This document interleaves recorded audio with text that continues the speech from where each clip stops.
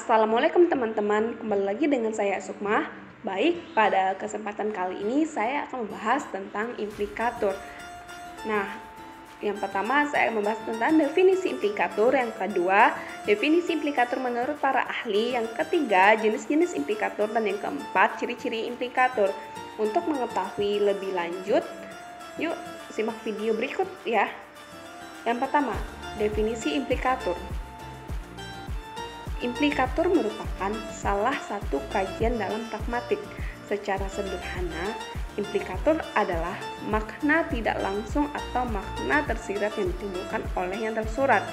Artinya, implikator dimaksudkan sebagai suatu ujaran yang menyiratkan sesuatu yang berbeda dengan yang sebenarnya diucapkan. Dengan menggunakan implikator dalam percakapan berarti menyatakan sesuatu secara tidak langsung. Adapun definisi implikator menurut para ahli yaitu Krida Laksana pada tahun 1984 halaman 73 menjelaskan bahwa implikator adalah apa yang secara logis merupakan kesimpulan dari suatu ujaran serta latar belakang apa yang diketahui bersama oleh pembicara dan pendengar dalam konteks tertentu. Adapun Suseno pada tahun 1993 halaman 30 via Mulyana mengemukakan bahwa implikator adalah ujaran yang menyiratkan sesuatu yang berbeda dengan sebenarnya diucapkan.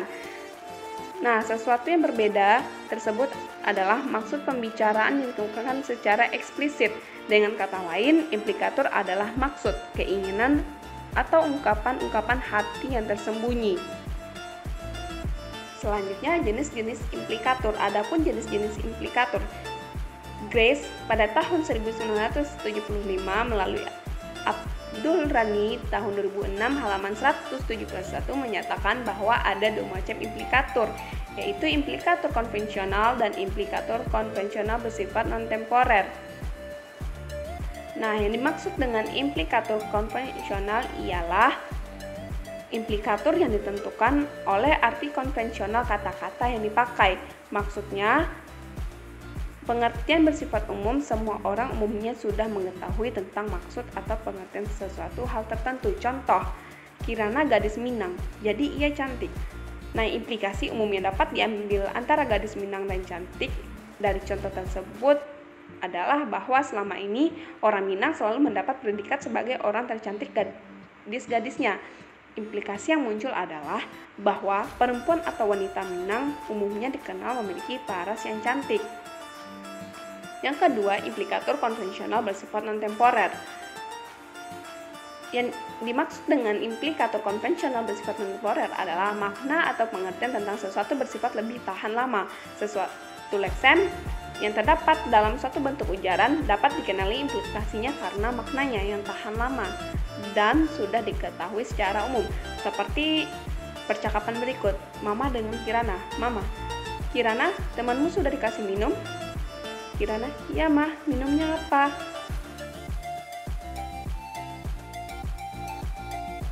Pada contoh tersebut, percakapan antara Mama dan Kirana mengandung implikator yang bermakna perintah memberi minum.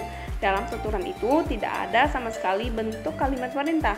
Tuturan yang diucapkan Mama hanyalah pemberitahu bahwa teman belum minum. Namun, karena Kirana dapat memahami implikator yang disampaikan mamanya, ia menjawab dan kesiapan untuk melaksanakan perintah mamanya tersebut.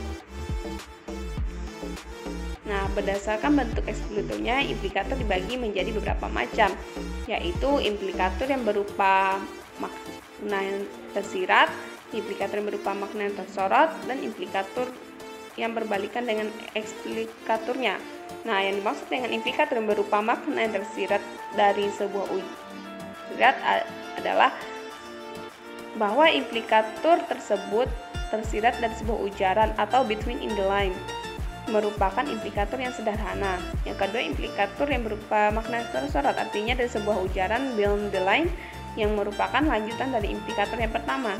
Yang ketiga, implikator yang berbalikan dengan eksplikatornya, maksudnya meskipun berbalikan, hal itu pada umumnya tidak menimbulkan pertentangan logika. Nah, dari definisi di atas dan penjelasan tersebut dapat disimpulkan ciri-ciri implikator, yaitu implikator dapat dibatalkan. Yang kedua, bersifat terbuka, penafsiran atau banyak makna. Yang ketiga, terjadi karena mematuhi atau tidak mematuhi prinsip kerjasama dalam percakapan. Yang keempat, implikasi tidak dinyatakan secara eksplisit. 5. Tidak memiliki hubungan mutlak dengan tuturan yang menyelesaikannya.